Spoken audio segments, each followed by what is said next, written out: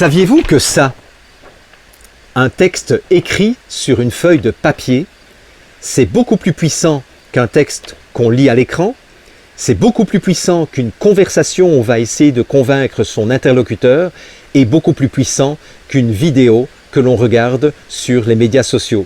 Alors aujourd'hui, dans cette conversation du lundi, je vais vous inviter à passer à l'action et à collaborer avec moi pour produire des dizaines et des dizaines de documents qui feront reculer définitivement la dictature qui cherche à s'imposer à nos vies et à nos existences.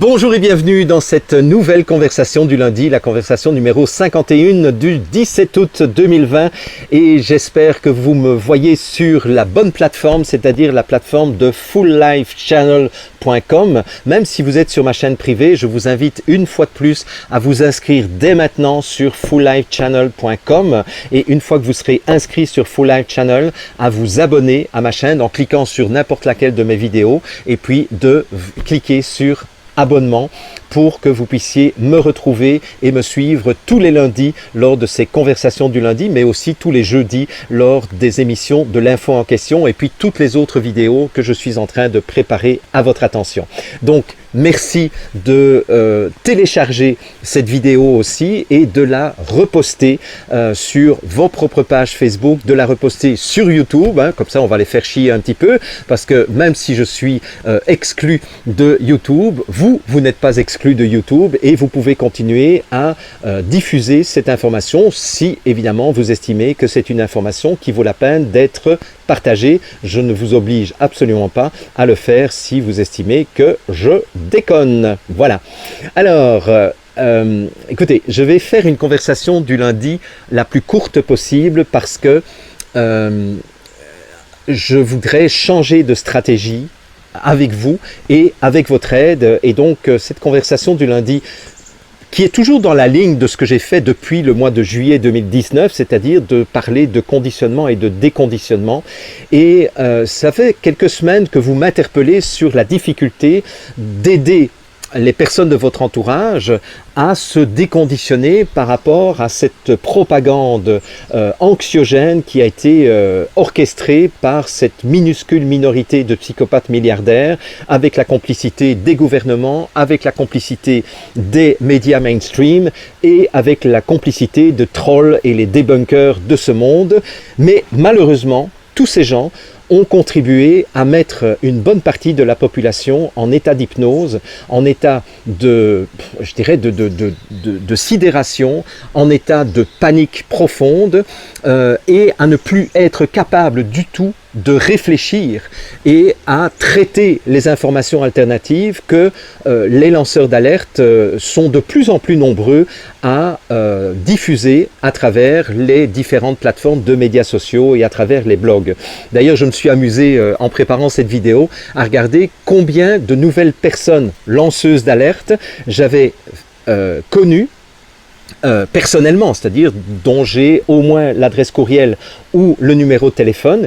Eh bien, j'ai fait la liste hier soir, figurez-vous, eh bien, il y a 60 personnes nouvelles dont j'ai acquis le numéro de téléphone ou l'adresse courriel personnelle qui sont des lanceurs d'alerte. Alors, évidemment, je vais vous en citer quelques-uns, mais c'était tous des gens que, oui, je connaissais comme ça, mais que je ne connaissais pas personnellement. Il y a Thierry Casanova, Tal Schaller, Sophie Meulemans, Emma Cruzy, Chloé Framery, Salim Laibi, Silvano Trotta, Pierre Jovanovic, Rox Oker, Philippe Gendroc, Alain Soral, Dieudonné, Michel Collomb, l'équipe de Mediapart que je ne connaissais pas. Bon, il y a Néo Santé, là je les connaissais, Nexus, je les connaissais aussi, Pierre Lefebvre, le docteur Thierry Schmitz, l'association Réaction 19, Anne Givaudan, Daniel Meuroy, Alexis Cossette-Trudel, Claude Gélina, Daniel Pilon, André Pitre, Stéphane Blais, Amélie Paul, Lucie Laurier, Éric Daou, Sylvain Laforêt, Frédéric Pitre, Johan de Quartier Libre, Matt, Léonard de Décodeur, Fils de Pangolin, Ciel Voilé, Alice de la chaîne Pourquoi pas, l'association Initiative Citoyenne, Bernard Lachance, Steve l'artiste, il y a, qu'est-ce qu'il y avait encore, Christian Perron, Jean-Dominique Michel, Denis Rancourt, François Gertet, Marcel D, la chaîne TV Liberté, Étienne Chouard, Planète 360, Radio Sud, François, Isabelle de Conscience du Peuple, Infocité TV avec Stéphane Gay, Le Père Ringibald, etc., etc. Mais vous vous rendez compte le nombre de nouvelles personnes dont j'ai fait la connaissance et dont j'ai pratiquement maintenant, pour tous ces gens-là, je dirais, les coordonnées.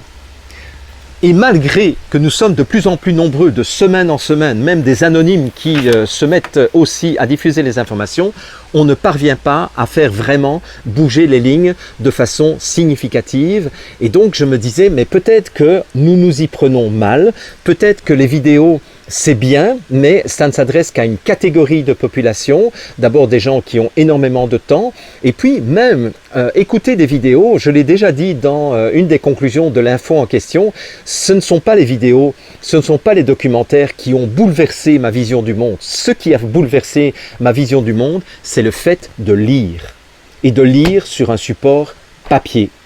C'est parce que j'ai lu plus d'une soixantaine de livres sur la vaccination que petit à petit, je me suis convaincu moi-même que les vaccins étaient inutiles, inefficaces et dangereux. Parce que j'ai pu aller vérifier des centaines et des centaines d'études scientifiques qui étaient référencées. Parce que, à la suite de cela, j'ai pu aller rencontrer des médecins qui avaient eu dans leur patientèle des accidents vaccinaux. J'ai pu rencontrer des gens dont les enfants étaient devenus autistes du jour au lendemain suite à une vaccination. Et là, ça a forgé à tout jamais ma conviction par rapport à la vaccination.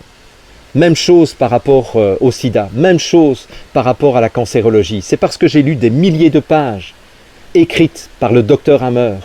C'est parce que j'ai rencontré des dizaines de médecins qui pratiquaient la médecine nouvelle de Hammer, que l'on décrit de façon totalement scandaleuse comme une médecine qui tue, alors que c'est une médecine qui a sauvé beaucoup plus de personnes que une médecine dont certains patients sont morts. Mais bon, s'il fallait commencer à condamner toute médecine dont un patient est mort, ben à ce moment-là, toutes les médecines sont criminelles. On est bien d'accord avec ça? Bien. Mais c'est parce que moi, j'ai lu des milliers de pages écrites par le docteur Hammer que je suis capable et que je continue à défendre les travaux de la médecine nouvelle du docteur Hammer.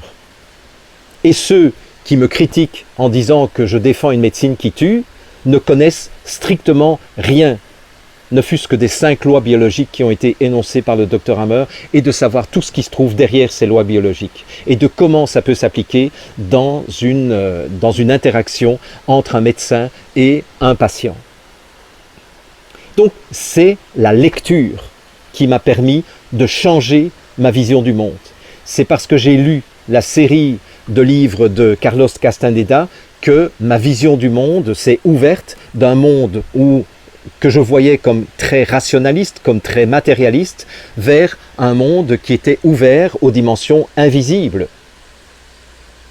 C'est parce que j'ai lu l'œuvre d'Edgar Morin que j'ai compris ce que c'était une pensée transdisciplinaire et ce que c'était de penser de façon transversale et d'avoir une pensée complexe, d'avoir une vision complexe de la réalité.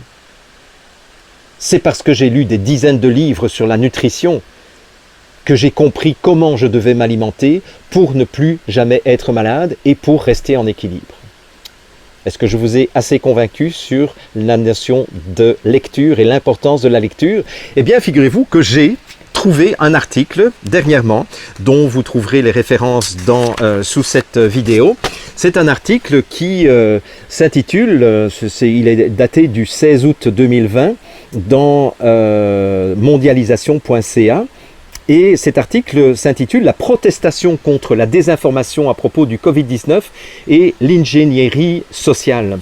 Et bon, comme son titre ne l'indique pas, c'est finalement un article qui plaide pour un changement de stratégie pour aider les personnes à sortir de ce conditionnement et de cette propagande et de cette manipulation mentale qui a été mise en place par les médias mainstream, par les débunkers et par les autorités de santé publique. Et ce changement de stratégie passe par la diffusion de documents écrits. Donc ce qui est proposé dans cet article, et c'est ce que je vais vous proposer aussi de façon très concrète, c'est d'arrêter d'envoyer des liens vers des vidéos que probablement vos interlocuteurs ne cliqueront probablement jamais, mais de faire l'effort d'imprimer en plusieurs exemplaires des feuillets qui ne font pas plus d'une page, ou même qui font une demi-page que vous allez couper en deux, et de les avoir sur vous en permanence. Et chaque fois que vous rencontrez quelqu'un, et que vous avez une discussion à propos, par exemple, du lavage des mains, à propos du port du masque, à propos de la distanciation sociale, à propos des statistiques de mort actuellement, à propos du nombre d'hospitalisations au mois de juillet et au mois d'août dans votre pays, etc., eh bien, au lieu de parler, au lieu d'argumenter et de vous faire dire que vous n'êtes pas pertinent parce que vous n'êtes pas médecin, vous n'êtes pas spécialiste, très bien, eh bien, n'essayez même pas de vous défendre. Mais donnez simplement un papier en disant « Écoutez, je ne cherche pas à vous convaincre. J'ai une information ici qui pourrait peut-être vous intéresser. Je vous demande de la lire et de regarder ce que vous pouvez en faire, ce que vous pouvez tirer comme conclusion à partir de là. » Vous vous souvenez, je vous avais déjà dit qu'une autre stratégie gagnante, c'était de poser des questions accouchantes. Et donc là, je vous renvoie à cette vidéo des conversations du lundi où je vous avais suggéré plus d'une trentaine de questions à poser, des questions accouchantes, des questions ouvertes. Et je vous avais donné un certain nombre de, de suggestions de questions. Et ce qui est génial, c'est que plusieurs d'entre vous, vous avez transcrit ces questions sous forme de texte. Vous nous l'avez envoyé, et puis d'autres personnes se sont proposées pour traduire ces questions en d'autres langues. Donc, tout cela, vous allez le retrouver vers la conversation du lundi qui est liée à cette stratégie de poser des questions. Donc, vous avez tout ça, évidemment, vous avez toutes les références sous cette vidéo. Bien. Donc ça, c'est une stratégie qui marche de temps en temps, mais ça ne marche pas toujours. Donc c'est pour ça qu'on va aller plus loin. Et maintenant, nous allons avoir du papier. Et on pourrait donc intituler cette vidéo d'aujourd'hui, cette conversation du lundi d'aujourd'hui, du papier pour nous sauver de la dictature. Parce qu'en fait, c'est vraiment ça que nous allons faire.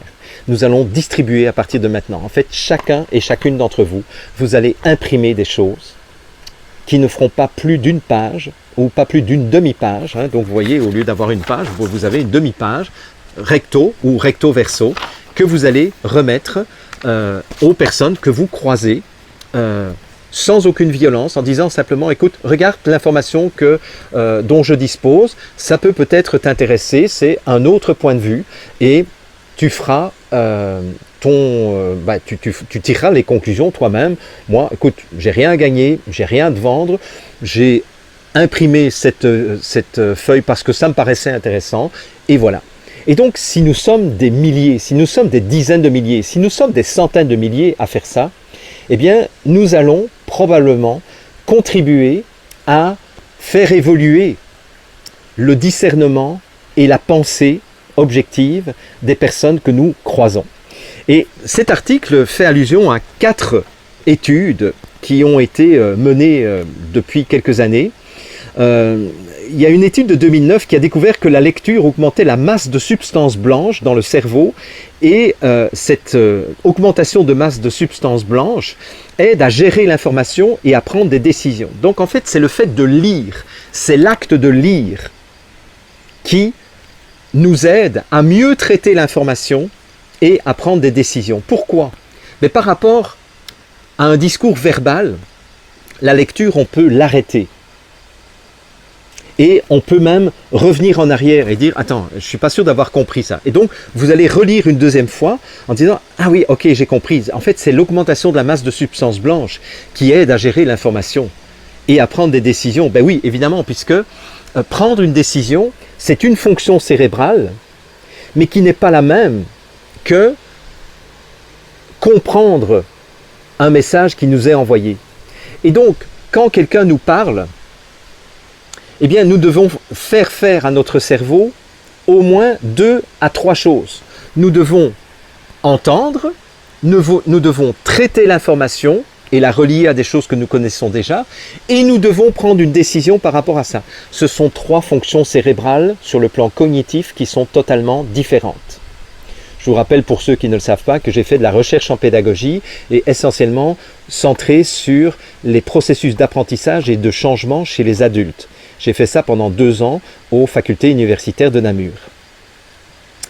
Donc, j'ai eu l'occasion d'étudier comment un adulte fonctionne pour prendre des décisions ou pour changer sa vision du monde. Eh bien, vous ne pouvez pas lui demander à la fois d'entendre, donc d'accueillir l'information nouvelle dans son cerveau, de gérer cette information, c'est-à-dire de traiter l'information, c'est-à-dire de la relier à des choses déjà connues, puisqu'en fait c'est comme ça que nous apprenons. Nous apprenons en faisant des liens avec des choses qui sont déjà présentes dans notre cerveau. Donc ça, c'est une autre fonction cérébrale. Et puis il y a une 3e fonction cérébrale qui est en jeu ici, qui est de prendre une décision. C'est j'accueille, j'accepte, ou je rejette, ou je vais approfondir la question. Et donc, quand vous êtes en train de parler à quelqu'un, c'est rare quand la personne peut faire les 3 choses en même temps. Et donc, c'est pour ça que ça rentre par une oreille et ça ressort par une autre, et que vos arguments, même s'ils sont les meilleurs du monde, s'ils sont fondés, ne vont pas faire mouche. Par contre, si vous donnez un papier à quelqu'un et vous lui dites « Vas-y, prends le temps de lire, je te laisse le papier, tu ne dois même pas me le rendre. » Ben là, vous allez lui donner la capacité de lire, éventuellement de relire et d'intégrer et de traiter l'information, et puis une fois qu'il aura fait ça, d'avoir le temps de prendre une décision. J'accepte, je rejette, ou je vais approfondir. Vous voyez ce que je veux dire? Et ça, c'est génial. Alors, il y a 3 autres études auxquelles l'article fait allusion.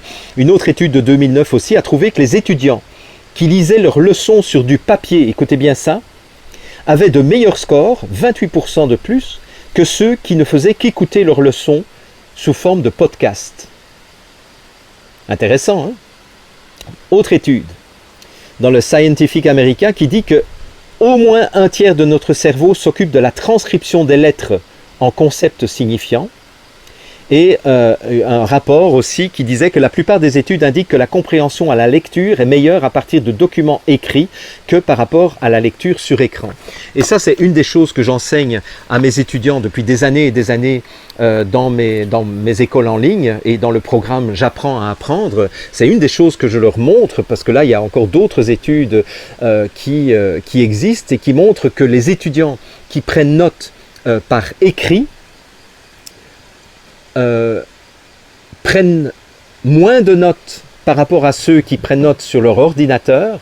Par contre, quand on leur demande une semaine plus tard de rétrocéder l'information qu'ils ont comprise et de faire des raisonnements au niveau du sens de ce qui leur a été donné, ceux qui ont pris note à la main sont infiniment plus compétents et performants que ceux qui ont pris beaucoup plus de mots à l'ordinateur, mais qui n'ont pas fait de lien avec ce qui se passait dans leur cerveau.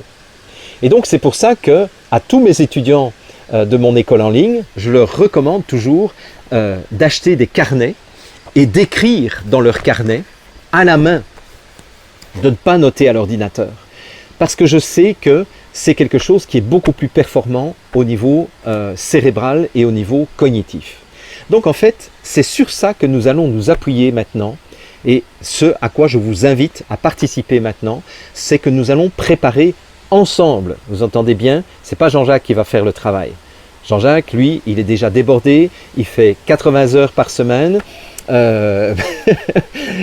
pour essayer de vous donner les meilleures informations possibles. Mais je me rends compte que moi-même, en faisant des vidéos, finalement, je me tire une balle dans le pied parce que en faisant des vidéos, je perds une bonne partie de ce que je pourrais vous apporter si je vous donnais les mêmes informations par écrit. Voilà. Donc, voilà ce que je vous propose.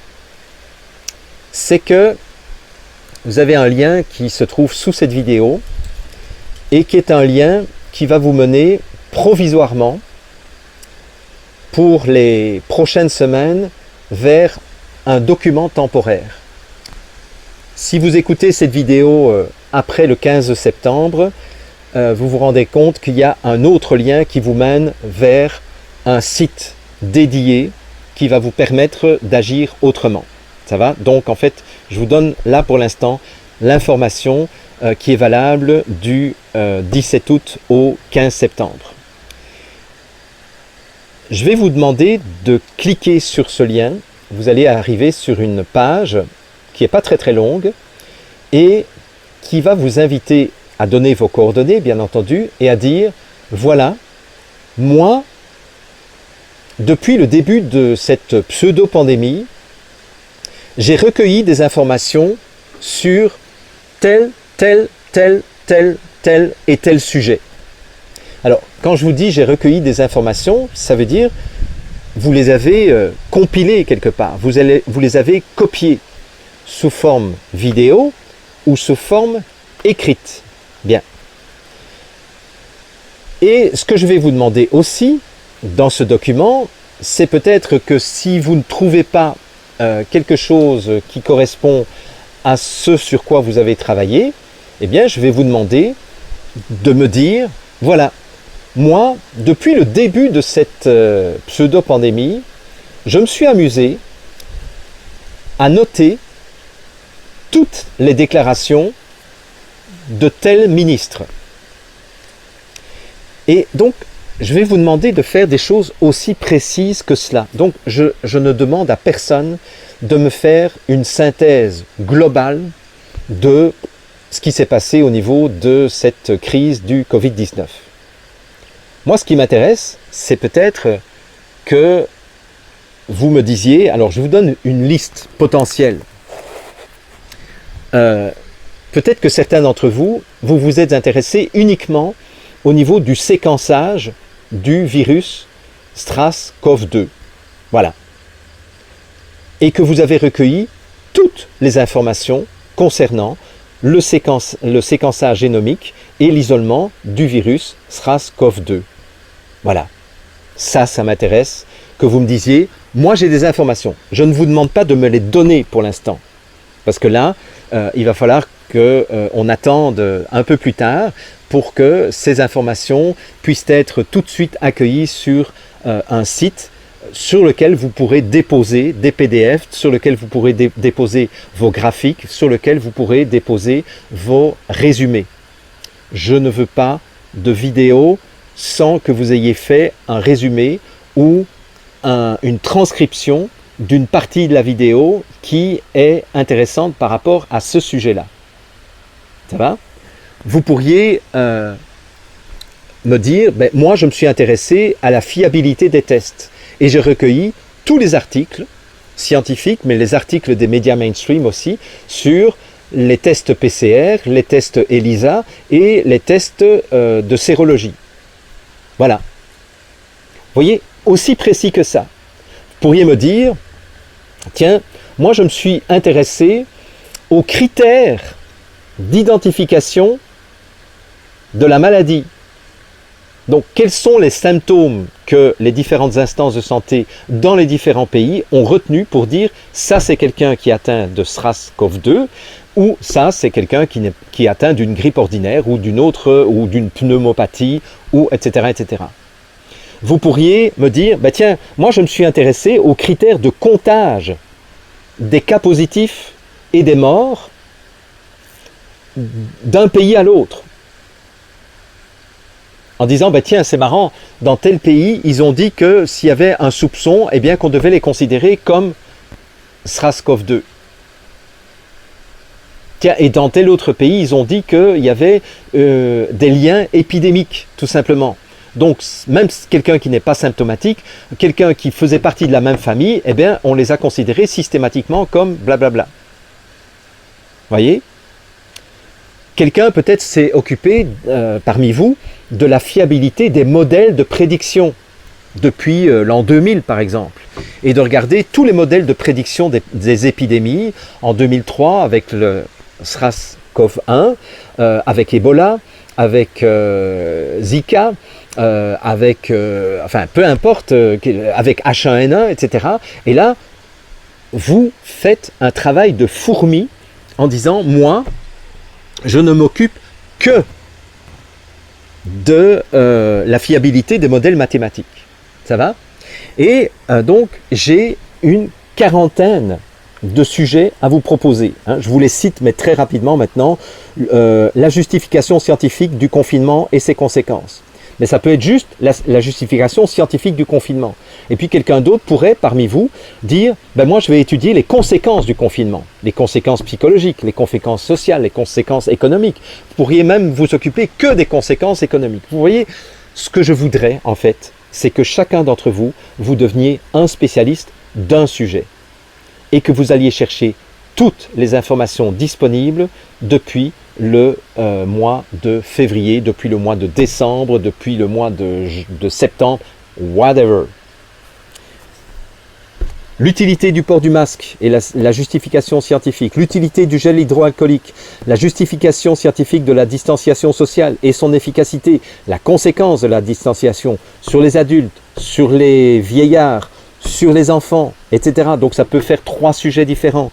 La stratégie de la terreur médiatique, comment est-ce que les médias s'y sont pris, l'hydroxychloroquine et toute la saga de l'hydroxychloroquine, Gilead, les conflits d'intérêts, quoi d'autre, la stratégie de la terreur policière, la censure systématique et systémique, l'inutilité des vaccins et l'inutilité du vaccin Covid-19, la dangerosité du vaccin Covid-19, le traçage numérique, la spécificité d'un vaccin à ARN, puisque ça c'est la nouveauté de 2020, c'est qu'on est en train de nous préparer pour la première fois dans l'histoire de la vaccination, un vaccin à ARN.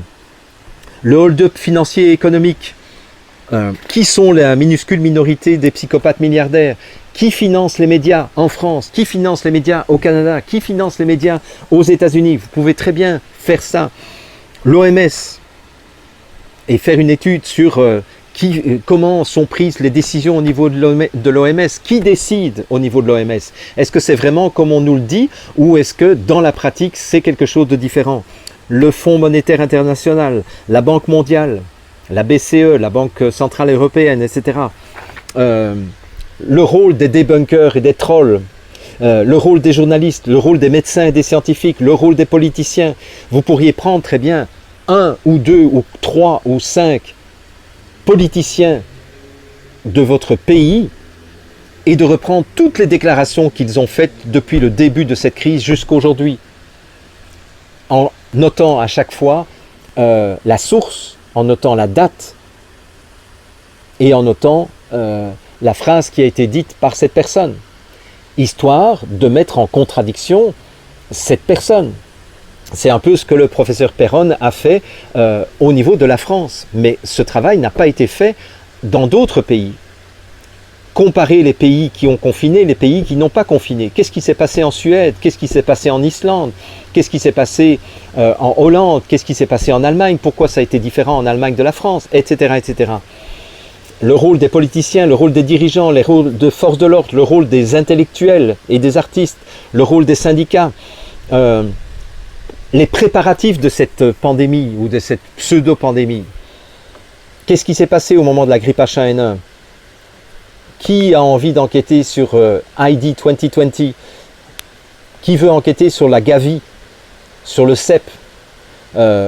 Sur comment est-ce que le directeur de l'OMS est arrivé à son poste? Quels sont les rapports entre le directeur de l'OMS, Tedros Adhanom, et les Chinois, par exemple, le rôle de la Chine, le forum de Davos, Bill et Melinda Gates, George Soros, la fondation Rockefeller, etc. etc. La 5G, comment la résistance est en train de s'organiser, les tentatives de corruption, le retour de la barbarie, etc., la maltraitance des vieux et des mourants, etc., etc. Donc vous voyez que nous avons énormément de sujets sur lesquels nous pourrions recueillir des données. Donc, bien entendu, je vais vous laisser aussi sous cette vidéo un document de recommandation sur la manière de préparer ces informations. Donc, pour l'instant, je vous demande de ne rien m'envoyer parce que je ne sais pas ce que j'en ferai, surtout que je n'ai pas encore la structure pour traiter toutes ces informations. Moi, ce que je vous demande, c'est de vous porter volontaire en disant « moi, je veux bien travailler là-dessus ». Et vous allez avoir un retour de courriel vous disant non, il y en a déjà 10 qui vont travailler là-dessus, donc désolé, mais trouve un autre sujet. Ou est-ce que tu pourrais travailler sur ce point précis? Autre chose, donc sous cette vidéo, j'ai préparé un document qui vous donne les instructions sur la manière de préparer et de formater les informations que vous allez m'envoyer plus tard. Comme ça, vous allez avoir quelques semaines devant vous pour mettre en forme ces informations que vous vous êtes engagé à m'envoyer. Alors, je vous le dis très clairement, si vous m'envoyez des informations où je n'ai pas la source, je ne lis même pas ce que vous me dites. Si vous m'envoyez une vidéo sans me donner par écrit le passage intéressant de cette vidéo, je ne prendrai pas le temps d'écouter cette vidéo. J'en ai bouffé des centaines et des centaines de vidéos, ça suffit. Par contre, mon travail, ça va être de reprendre au fur et à mesure les informations que vous m'envoyez et d'en faire des petits documents d'une page recto ou d'une page recto verso.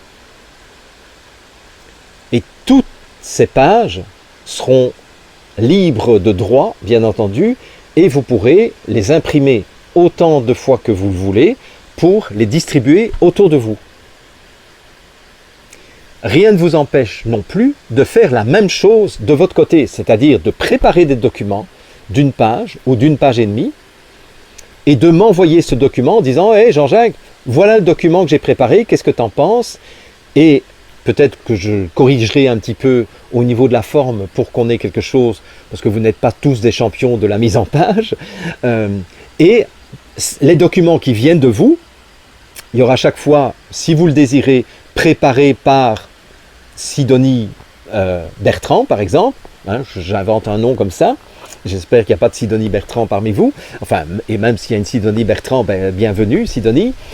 Donc, ce seront des documents que je vais redistribuer et que je vous demanderai vous-même de redistribuer à votre propre réseau en demandant à votre réseau de l'imprimer et de le distribuer. Donc en fait, vous comprenez que ce que nous allons faire, c'est préparer des dizaines et des dizaines de documents écrits différents, chacun avec une ou deux pages maximum, c'est-à-dire un recto ou un recto verso, de format A4 ou de format A5, ça c'est pour les Européens, de format lettre ou de demi-format lettre pour les Canadiens et pour les Américains du Nord, et nous allons faire chacun notre part de colibri en distribuant ces informations lorsque nous l'estimons pertinent.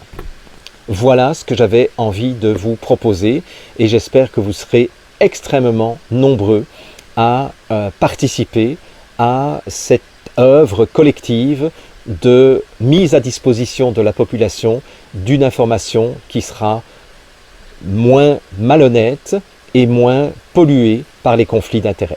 Voilà, donc j'espère vraiment que ça va vous donner du cœur à l'ouvrage et ça va vous donner la pêche pendant les prochaines semaines parce que de plus en plus, j'ai des signes de plus en plus visibles que cette minuscule minorité de psychopathes milliardaires est en train de paniquer et de faire dans ses culottes. Ils sont en train de faire tous dans leurs culottes parce qu'ils se rendent compte que le mouvement d'éveil des consciences est en train d'avancer de façon inarrêtable, pour le dire peut-être avec un néologisme et un terme qui n'existe pas, mais on s'en fout ici. Alors, je vous embrasse et tenez bon, car plus que jamais, ils ne passeront pas. Et Je vous retrouve dans les prochaines émissions de l'info en question. Dans la prochaine émission donc du 20 août 2020, j'aurai l'occasion de traiter des conséquences du hold-up économique qui a été fait vis-à-vis des petites et moyennes entreprises ainsi que des travailleurs indépendants. Donc, quelles sont toutes les conséquences que l'on peut mesurer dès à présent des pertes d'emplois et des faillites d'entreprises. Donc, ne loupez pas cette nouvelle info en question. Et donc, merci à nouveau de non seulement vous inscrire à fulllifechannel.com, de vous abonner à ma chaîne publique sur fulllifechannel.com, mais aussi de télécharger cette vidéo et de la republier sur vos propres pages Facebook et YouTube, pourquoi pas, pour amener encore plus de monde sur la nouvelle chaîne libre et indépendante. À très bientôt et merci pour votre collaboration.